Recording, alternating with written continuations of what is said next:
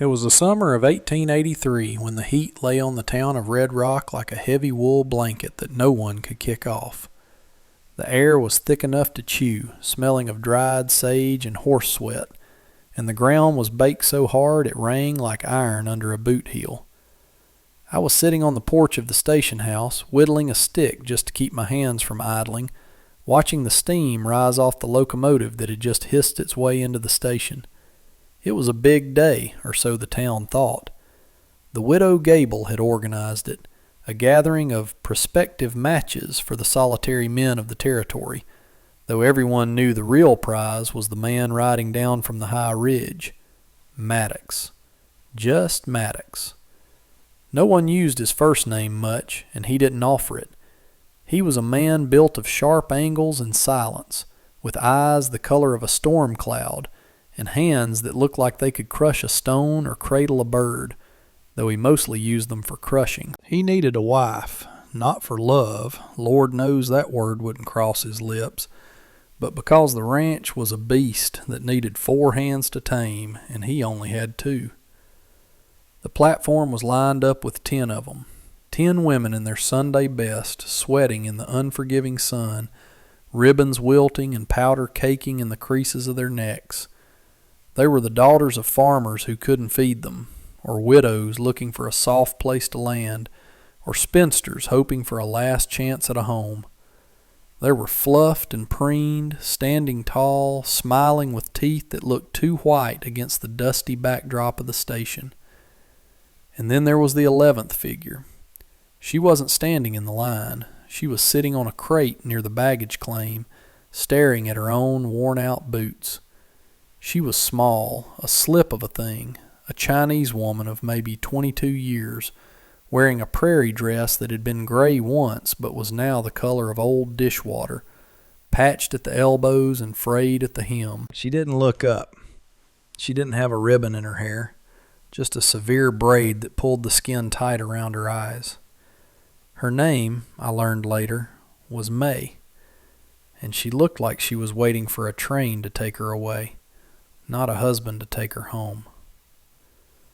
The town buzzed like a kicked hive when Maddox rode up. He didn't rush. His horse, a big roan with a temper as bad as his own, stepped heavy, kicking up clouds of dust that settled on the hem of the ladies' dresses. Maddox dismounted, tying the reins to the hitching post with a knot that wouldn't slip. He walked onto the platform, his spurs chiming a cold, metallic rhythm. The Widow Gable bustled forward, her face flushed red as a beet. "Mr. Maddox," she chirped, breathless, "we have a fine selection today, truly fine. Sarah here can bake a cherry pie that'll make you weep, and young Clara is strong as an ox, and Elizabeth, well, she plays the piano like an angel." Maddox didn't say a word. He just walked down the line. He looked at him the way a man buys a horse at an auction. Not with cruelty, but with a cold, terrifying practicality. He looked at their hands. He looked at their shoes. He looked at the way they held their heads. The women preened under his gaze, some giggling nervously, others standing rigid with hope. He stopped in front of Sarah, the baker. She smiled, a wide, hopeful expression. Maddox looked at her soft, white hands, untouched by a day's labor. He moved on. He stopped at Clara. She flexed her shoulders slightly. He looked at the fancy lace on her collar, the impractical height of her boots. He moved on. He walked past the beauty, past the strength, past the charm. He walked all the way to the end of the line and then kept walking, past the edge of the platform where the respectable folks stood, until he was standing over the crate where May sat. She felt his shadow fall over her and flinched, just a subtle tightening of her shoulders, like a dog expecting a kick. She looked up then, and I saw her eyes. They weren't pleading. They were dark and flat, holding a resignation so deep it felt like looking into a dry well. She didn't smile. She didn't try to hide the calluses on her hands or the dust on her dress. She just looked at him, waiting for him to tell her to move out of the way. Maddox stared at her for a long time. He saw the way her hands were folded in her lap, rough, red, scarred from work. He saw the lack of vanity in her face. He saw a survivor. The widow Gable came running up, fluttering her handkerchief. "Oh, Mr. Maddox, surely you're not looking at... Well, she's not part of the selection. She's just waiting for the next train to the canning factories in the north. Her family, well, they couldn't find a place for her here. She's surplus." Maddox turned his head slowly to look at the widow, his eyes narrowing. "Surplus," he repeated, the word rolling out like gravel. He looked back at the 10 women in their finery, then back down at May in her rags. "Give me the one no one wanted," Maddox said. His voice wasn't loud, but it carried across the platform, silencing the whispers instantly. The silence that followed was heavy, the kind that hurts your ears. May blinked, once, slow and deliberate, as if she hadn't understood the language. She stood up, and she was small, the top of her head barely reaching his chest. "I am not a prize," she said, her voice raspy, like dry leaves skittering on pavement. It was the first time she had spoken. "I am not for a rich man." Maddox looked her up and down, his face unreadable, etched with lines that the sun had carved over 30 hard years. "I ain't rich," he said flatly, "and I ain't looking for a prize. I'm looking for someone who knows how to stand when the wind blows." He gestured toward his wagon with a tilt of his head. "You coming, or are you going to the cannery?"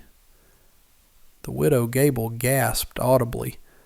"Mr. Maddox, this is highly irregular. She comes with nothing. No dowry, no linens, not even a decent change of clothes." Maddox didn't even look back at the gaping crowd. He just watched May. She hesitated, her gaze darting to the train tracks, then to the horizon where the mountains cut jagged teeth into the sky, and finally to the man standing before her.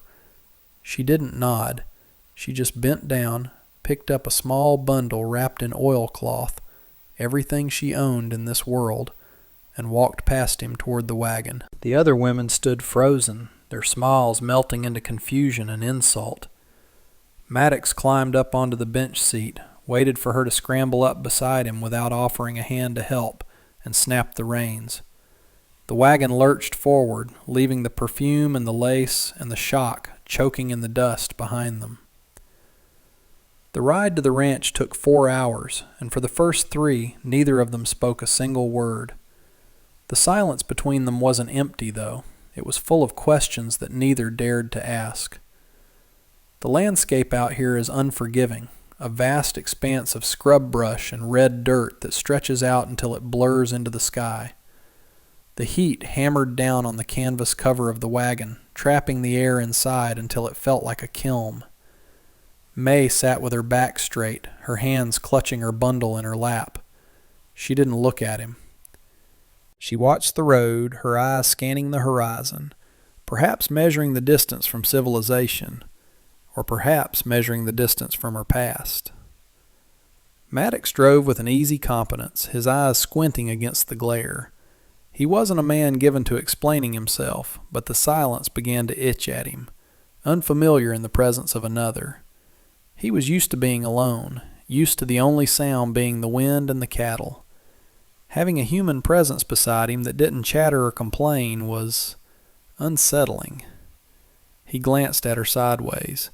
Her profile was sharp, her jaw set with a determination that reminded him of a soldier marching into a losing battle. "There's water in the canteen under the seat," he said finally. His voice cracked slightly from disuse. May moved slowly, retrieving the metal canteen.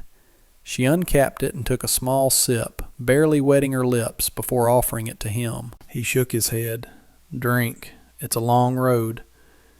She took another sip, a little deeper this time, and capped it. "Thank you," she said. Her accent was thick, clipping the edges of the words, but soft. "Place is rough," Maddox said after another mile, staring straight ahead at the ears of the horses. "Roof leaks in the pantry, Stove draws smoke if the wind is from the north. Ain't no curtains. He was listing the faults like a confession, or maybe a warning. He wanted her to know there was no romance here, no hidden comfort waiting at the end of the trail. He was a man offering a life of labor, nothing more. May looked at the dusty dashboard of the wagon. "I have slept in a barn for 3 months," she said simply. "A roof is a roof." Maddox grunted. It was a sound of approval, though he wouldn't admit it. He had expected tears, or questions about neighbors, or complaints about the heat. To hear practical acceptance was like a cool breeze. They turned off the main road onto a rutted track that wound up toward the foothills. The air grew slightly cooler as they climbed, the scent of pine mixing with the dust. The ranch house emerged from the landscape like a stubborn rock, built of gray timber that had been bleached by the sun until it looked like bone. It was a squat, functional building with a porch that sagged on the left side and a barn that looked sturdier than the house itself. A corral fence, mended in a dozen places with mismatched wood, held a few grazing horses.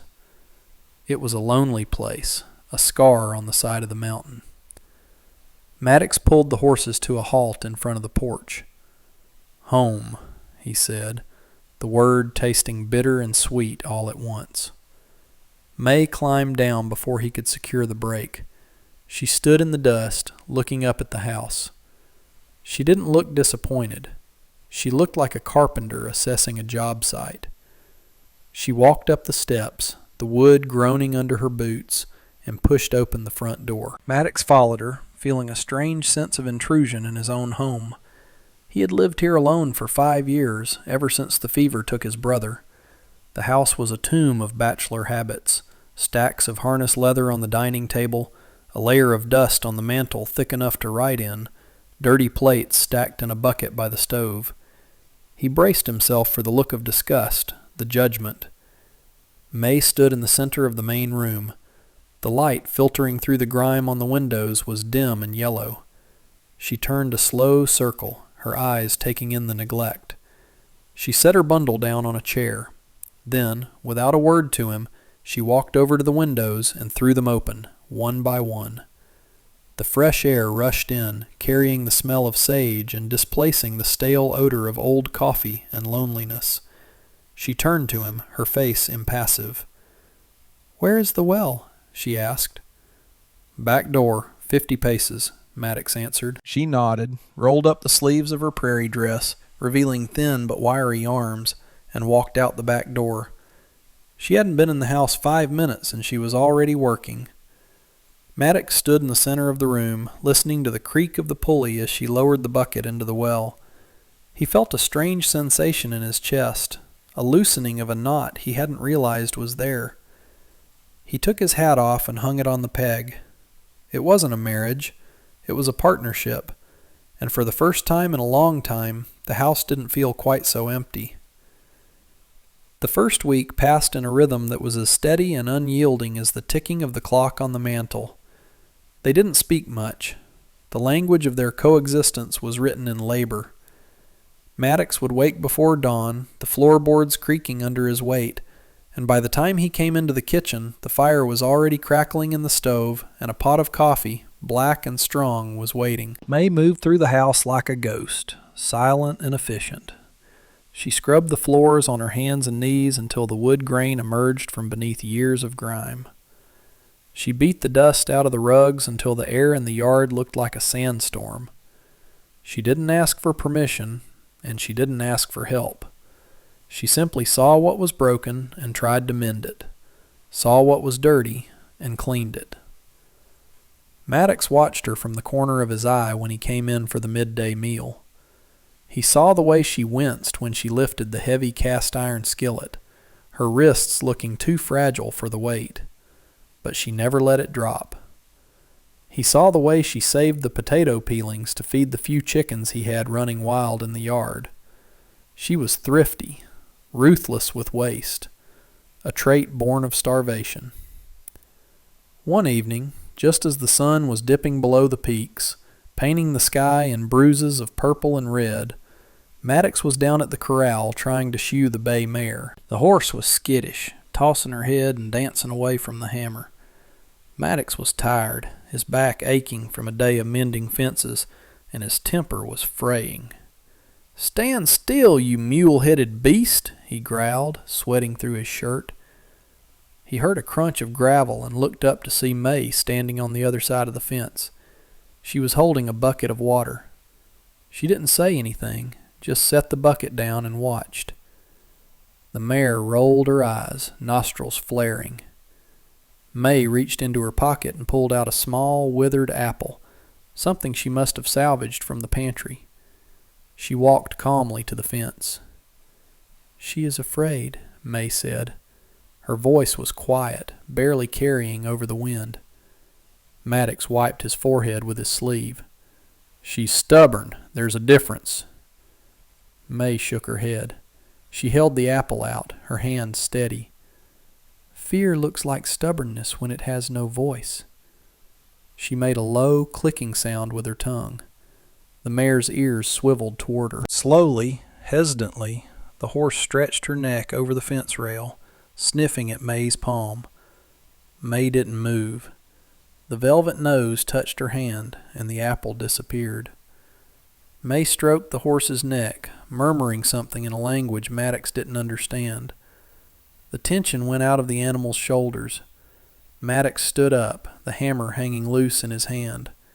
He looked at the woman, then at the horse. He felt a sudden, sharp pang of shame for his own impatience. He looked at May, really looked at her, seeing not just the worker, but the person. "You got away with 'em," he grunted. It was the closest he had come to a compliment. May didn't smile, but her shoulders relaxed a fraction. "Animals know who hurts and who heals," she said. She turned and walked back to the house, leaving him alone with the quiet horse and his own loud thoughts. By the middle of July, the heat had turned predatory. The sun wasn't just a celestial body anymore. It was an enemy, scorching the grass yellow and turning the creek into a muddy trickle. The air shimmered off the ground in waves, distorting the distance. The work became a battle for survival. Every drop of water had to be hauled. Every plant in the small garden May had started had to be fought for. Maddox was out on the range from dawn until dusk, moving the cattle to higher ground where the grass was still green, checking the water holes. He came home one evening, his skin caked with dust so thick he looked like a statue made of clay. He found May in the garden patch she had dug out of the hard earth behind the house. She was on her knees, wearing a wide-brimmed straw hat she had woven herself from river reeds. She was meticulously pulling weeds from around the struggling bean plants. Her hands were bleeding. The sharp, dry sawgrass had sliced her fingers, but she kept working, wrapping a rag around the worst cuts and continuing. Maddox stopped. He watched her for a moment, the relentless, stubborn motion of her hands. She was fighting the earth itself for a handful of beans. He walked over to the water trough, pumped a ladle full of cool water, and walked to the garden. He stood over her, his shadow falling across her work. May stopped, looking up, squinting against the glare. Maddox didn't say anything. He just held out the ladle. She looked at the water, then at him. Her lips were cracked and dry. She reached out with a trembling hand, took the ladle, and drank. She drank greedily, water spilling down her chin and onto the dust of her dress. When she finished, she handed the ladle back, wiping her mouth with the back of her hand. Their fingers brushed, rough skin against rough skin. It was a jolt, an electric current grounding itself. Maddox felt the calluses on her palm, matching the ones on his own. "Don't kill yourself for a few beans," he said, his voice gruff. "We got flour." May looked at the wilting plants. "Flour runs out," she said. "The earth remains. If we tend it, it provides." "We." She had said "we." It hung in the air between them. Maddox looked at the horizon. The sky to the west was turning a strange, bruised color, a sickly green mixed with charcoal gray. The air had gone dead still, the birds silent. The heat wasn't lifting with the evening. It was pressing down, heavy and suffocating. "Storm's coming," Maddox said, his eyes narrowing. "A bad one." May stood up, brushing the dirt from her knees. She looked at the sky, sensing the shift in the atmosphere. "I will bring in the laundry," she said. "You secure the barn." It was an order, spoken softly but with the authority of a partner. Maddox nodded. He watched her hurry toward the clothesline, her small figure silhouetted against the darkening monster of a sky. He realized then, with a start, that he wasn't worried about the house, or the barn, or the cattle. He was worried about her, and that fear was more terrifying than any storm. The storm didn't arrive with a polite knock. It kicked the door down. It started with a silence so profound that the very insects in the grass ceased their singing, a heavy, suffocating pause where the air pressure dropped until it made the ears pop. Then the wind screamed, a high, thin wail that tore down the canyons like a banshee hunting for a soul to steal. The first drops of rain were not water but ice, hail the size of shooter marbles hammering against the tin roof of the porch with a deafening clatter that sounded like 1,000 hammers striking at once. Maddox was already halfway to the barn, his body bent double against the gale, his hat pulled low. May didn't hide under the bed. She grabbed the heavy oil lantern, not yet lit, and a coil of hemp rope from the hook by the door, and she ran after him. The wind caught her dress, snapping the fabric like a whip, threatening to lift her small frame right off the ground, but she grounded herself, stepping heel to toe, fighting for every inch. Inside the barn, the chaos was absolute. The thunder was shaking the very foundations of the earth, and the horses were screaming, their hooves battering the wooden stalls in a blind panic. The big roan had reared up, its eyes rolling white in the gloom, and was thrashing against the gate, threatening to splinter the wood and injure itself. Maddox was in the stall with the beast, trying to grab the halter, his voice lost in the roar of the storm. He was a small figure against the terror of the animal, a man trying to wrestle a hurricane. May didn't hesitate. She saw the problem. The barn doors had blown inward, slamming repeatedly against the frame, the noise driving the animals mad. She dropped the rope and threw her weight against the heavy oak door, her boots slipping in the straw and muck. It was too heavy for her. The wind outside was pushing with the strength of a giant hand. She gritted her teeth, a sound of exertion tearing from her throat, but the door wouldn't latch. Suddenly, a shadow loomed over her. Maddox had left the stall, seeing her struggle. He slammed his shoulder against the wood, and together, with a synchronized heave born of desperation, they forced the latch home. But as the latch clicked, the wind shifted, ripping a loose board from the loft above. It fell with the speed of a guillotine blade, striking Maddox across the shoulder and sending him crumpling to the dirt floor. He didn't cry out. He wasn't the kind of man who gave pain a voice, but he went down hard, his face gray. The barn went dark as the lightning flashed outside, illuminating his prone form in a strobe of stark, blue-white light. May was at his side in a heartbeat, her hands moving over him, checking for broken bones, her face set in a mask of terrifying focus. She wasn't a wife in that moment. She was a medic on a battlefield. She grabbed him by the good arm, hauling him up. "Up!" she hissed, her voice cutting through the din. "We do not die in the straw." The days that followed the storm were a blur of gray dampness and the smell of wet ash, but the real battle was fought inside the four walls of the ranch house. Maddox hadn't broken his shoulder, but the infection that set in from the deep gash and the crushing bruise on his ribs had brought a fever that burned like a brush fire. He lay in the narrow iron bed, tossing and turning, his sheets soaked with sweat, muttering names of people long dead, his brother, his father, men he had ridden with in the darker days of the territory. The strong, stoic survivor was gone, replaced by a delirious man haunted by his own ghosts. May did not sleep. She moved through the house with the quiet efficiency of a shadow. She tore up her second-best petticoat to make bandages. She boiled water until the windows streamed with condensation.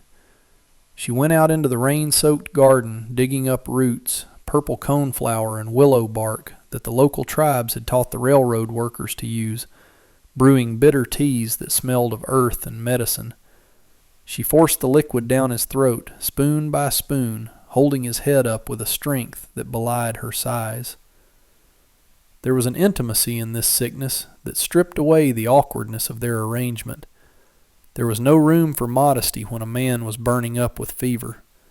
She wiped his brow with cool cloths, changed his linens, and listened to his delirious confessions. He spoke of the guilt of survival, of the loneliness that felt like a physical weight, of the shame of needing anyone. "Don't let 'em see," he would rasp, gripping her wrist with a hand that burned like a coal. "Don't let 'em see me weak." May would only nod, her face calm, anchoring him to the reality of the room. "No one is here," she would whisper, her hand smoothing his hair, a gesture so tender it felt foreign to her own fingers. "Only me, and I have seen worse." She wasn't repulsed by his weakness. She was forged by it. In his vulnerability she found her own purpose. She wasn't the unwanted mail-order bride anymore. She was the reason he was still breathing. The power dynamic of the ranch shifted in those fevered nights. The master of the house was the invalid, and the outcast was the captain of the ship. She managed the livestock, fed the chickens, chopped the wood, and kept the fire burning, all while keeping the reaper at bay in the back bedroom. When the fever finally broke, it was like the snapping of a tension wire. Maddox woke up on a Tuesday morning, the sunlight streaming in clean and sharp through the window, devoid of the haze of illness.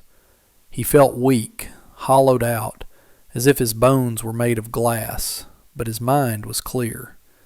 He turned his head and saw her. May was sitting in the rocking chair by the stove, asleep. Her head was lolled to the side, her mouth slightly open, her hands resting in her lap, stained with soot and salve. She looked exhausted, her face drawn and pale, shadows carved deep under her eyes. Maddox lay there for a long time, just watching the rise and fall of her chest. He remembered the water. He remembered the cool hands. He remembered the voice that pulled him back from the dark edge. A lump formed in his throat, hard and painful. He tried to sit up, the bed springs creaking. May jerked awake instantly, her eyes snapping open with the alertness of a prey animal. She saw him sitting up, saw the clarity in his eyes, and her shoulders slumped with relief. She stood up and walked to the bedside, reaching out automatically to check his forehead. He didn't pull away. He let her hand rest there, cool and rough. "The fever is gone," she said, her voice raspy from days of silence. She pulled her hand back, suddenly self-conscious. "I will make broth." She turned to go, but Maddox reached out and caught her hand. His grip was weak, shaking, but he held on. "May," he said. It was the first time he had used her name without a command attached to it. She stopped, looking down at their joined hands. "You stayed," he said. It was a simple statement, but it carried the weight of a confession. "I had nowhere else to go," she deflected, her eyes lowering. "No," Maddox said, his voice firming up. "You could have taken the money in the tin. You could have taken the horse. The storm covered everything. You stayed." He looked at her, his gray eyes stripping away the defenses she had built up over a lifetime of rejection. "Why?" May looked at the wooden floorboards, then back at him. "Because you were the first person who looked at me and saw a worker, not a beggar," she said softly. "You gave me a plow, not a coin. You let me stand." Maddox squeezed her hand. "I didn't pick you because no one wanted you," he said, the truth of it finally finding the words. "I picked you because I saw a woman who knew how to survive the winter, and I knew I couldn't survive another one alone." By the time the aspen leaves turned to gold, shivering on the branches like coins, the ranch had healed. The barn door was reinforced with iron bands, the roof was patched, and Maddox was back in the saddle, though he moved a little slower, favoring his left side. The town of Red Rock, however, had its own clock, and its curiosity had finally gotten the better of its judgment. It was a crisp afternoon when the buggy rattled up the track. It was the Widow Gable, accompanied by the town preacher and a few other busybodies who claimed to be concerned neighbors. They came bearing casseroles and judgment, expecting to find a tragedy. They expected to find the China woman gone, or the ranch in disarray, or Maddox dead in his bed. They pulled up to the porch, their eyes darting around like hungry crows. Maddox was on the porch, mending a bridle. May was sitting on the steps, shelling peas into a metal bowl. They looked settled. There was a harmony in the way they occupied the space, a silent conversation in the way May tilted the bowl to catch the light, and the way Maddox paused his work to watch the visitors approach. The Widow Gable bustled down from the buggy, her nose twitching. "Mr. Maddox," she cried, her voice shrill in the quiet air, "we hadn't seen you in weeks. After that terrible storm, and with only her here to help, we feared the worst. We thought surely you'd be needing proper assistance by now." She cast a pitying, disdainful glance at May. "We have arranged for a housekeeper from the city, a decent woman, to come and set things right. We can take this one back to the station. I'm sure the experiment has run its course." May didn't look up from the peas, but her hands went still. Maddox stood up slowly. He unfolded his height, towering over the steps. He didn't look at the widow. He looked at May. Then he walked down the steps, past the widow, and stood next to May. He put a hand on her shoulder. Not heavy, not controlling, but claiming. A solid weight of protection. "There ain't no experiment here, Mrs. Gable," Maddox said, his voice low and dangerous, like the rumble of distant thunder. "And there ain't no need for a housekeeper." The widow sputtered. "But surely, Mr. Maddox, a man of your standing, and a woman of her station, it's hardly proper. She was the one left over, the one no one wanted." Maddox looked the widow dead in the eye.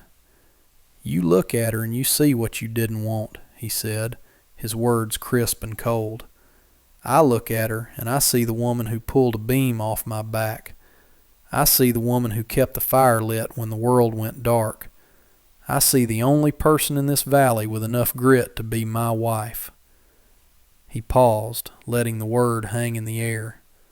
Wife. He hadn't said it before. "She wasn't the one no one wanted," he said, his voice softening just a fraction as he looked down at the top of May's head. "She was the one waiting for the right man to ask."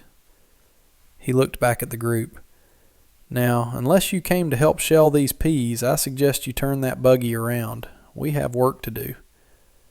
May looked up then, and for the first time since she arrived at the station, a smile broke across her face.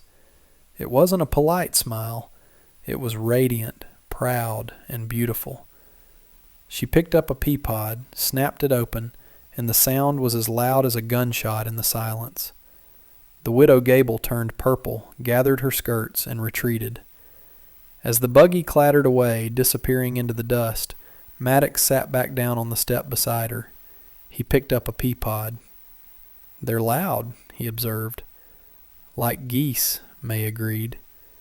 They sat in silence, shelling peas, shoulder to shoulder, as the sun went down over the ranch that belonged to both of them.